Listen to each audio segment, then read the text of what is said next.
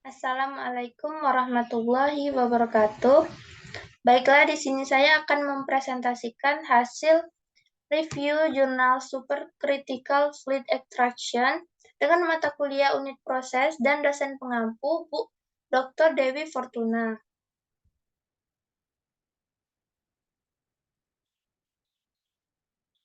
Baiklah, perkenalkan nama saya di sini Winda Pertiwi dengan NIM D1C022012 dari kelas R02.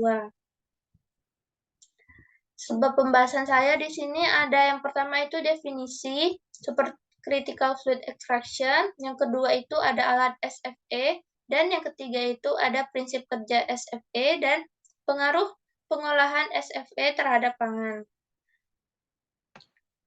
Baiklah, masuk pada bab yang ke-1 atau yang pertama itu ada definisi. Jadi, definisi SFE itu ekstraksi fluida superkritis SFE merupakan proses pemisahan satu komponen ekstraktan dari yang lain atau matriks menggunakan cairan superkritis sebagai pelarut ekstraksi. Ekstraksi biasanya dari matriks padat, tetapi bisa juga dari cairan. SFE sebagai alternatif ekstraksi yang potensial untuk mengambil bahan bioaktif dari tanaman herbal. Selanjutnya, jadi SFE itu memanfaatkan sifat fluida pada keadaan superkritis untuk mengekstrak bahan organik dari sampel padat. Selanjutnya, fluida superkritis sendiri adalah keadaan ketika fluida berada pada temperatur dan tekanan superkritis. Yang kedua itu ada alat supercritical fluid extraction. Di sini saya mengambil mesin dengan kode SFT 110 supercritical fluid extractor.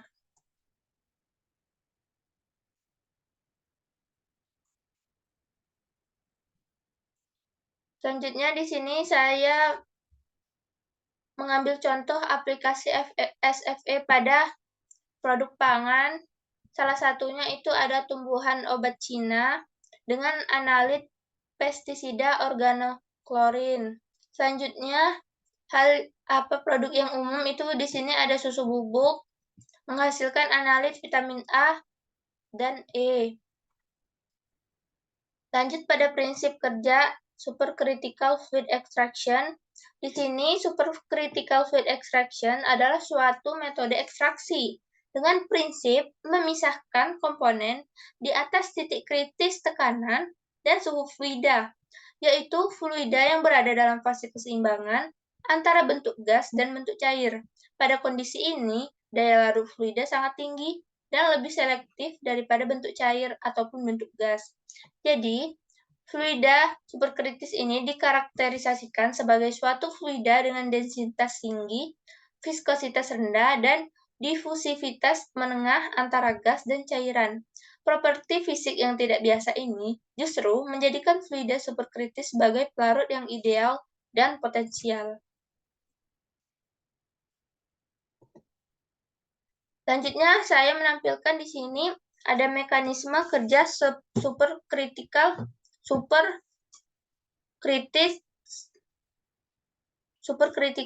fluid extraction.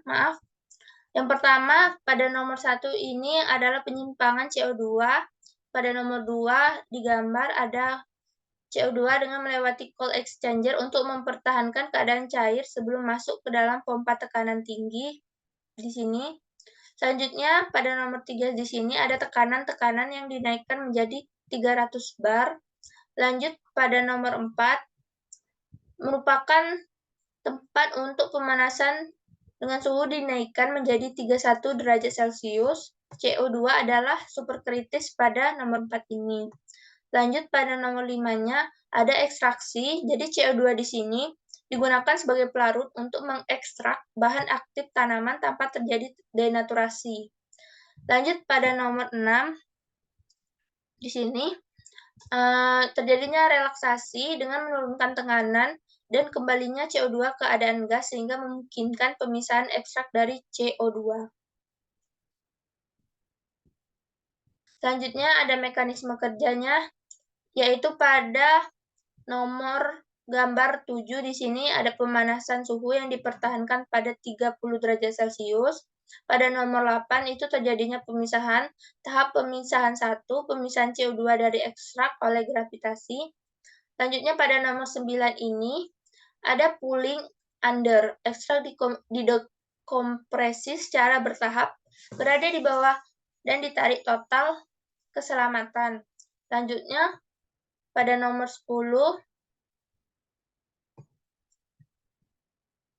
pada nomor 10 ini terjadi pemisahan sidonik, pemisahan tahap 2, pemisahan ekstrak CO2 oleh gaya sentrifugal, dan pada nomor 11 ini ada tahap pencairan, masih dalam keadaan gas CO2 didinginkan agak mencair. Selanjutnya ada pengaruh pengolahan SFE terhadap pangan. Jadi di sini saya mengambil 3 contoh produk dengan produk yang sama untuk menghilangkan senyawa kafein. Jadi dapat dilihat dari tabel di sini dari analisis studi ekstraksi alkaloid dengan superkritikal CO2, kondisi parameter yang dipertimbangkan berbeda-beda karena bahan tanaman dan kondisi kerja. Tekanan 300 bar, suhu 60 derajat, dan penggunaan etanol sebagai pelarut bersama dianggap sebagai parameter optimal untuk ekstraksi tersebut. Selanjutnya, jadi di sini kafein itu adalah contoh alkaloid yang sangat baik yang umumnya terdapat dalam berbagai minuman ringan, minuman, dan beberapa tumbuhan alami seperti biji kopi, biji kakao, dan daun teh, serta bahan lainnya. Beberapa tahun yang lalu, kafein digunakan sebagai salah satu bahan dalam produksi beberapa obat-obatan. Namun, berbagai penelitian menunjukkan efek samping dari konsumsi kafein pada manusia, misalnya insomnia, gelisah, cemas, permusuhan, dan perubahan suasana hati dan yang terkadang menyebabkan gangguan kesehatan. Situasi buruk ini mengakibatkan meningkatnya konsumsi produk tanpa kafein yang menyebabkan berkembangnya berbagai teknik untuk menghilangkan alkaloid dari biji kopi ini. Di antara berbagai teknik tersebut, superkritis CO2 telah dilaporkan sebagai proses modern yang efektif untuk mengekstrak dan menghilangkan kafein dari kopi dan teh, serta produk lainnya. Jadi, menurut penelitian yang sudah dilakukan, ekstraksi alkaloid dengan menggunakan ekstraksi superkritikal CO2 dianggap proses yang cepat dan efektif dibandingkan dengan teknik konvensional biasa. Selanjutnya, kesimpulan. Jadi SFE di sini adalah teknik yang umum digunakan untuk mengekstrak senyawa bioaktif alami dari tanaman karena sifat unik dari fluida superkritis, yaitu berperilaku seperti cairan dan gas secara bersamaan. Jadi, ekstraksi fluida lebih disukai karena selektivitasnya tinggi, efisiensi tinggi, dan waktu ekstraksi yang singkat. Faktor-faktor yang mempengaruhi proses ekstraksi fluida superkritis, suhu, tekanan, dan pelarut bersama yang digunakan. Baiklah, sekian presentasi dari saya. Apabila ada kurang, saya mohon maaf. Wabillahi taufiq wal hidayah. Wassalamualaikum warahmatullahi wabarakatuh.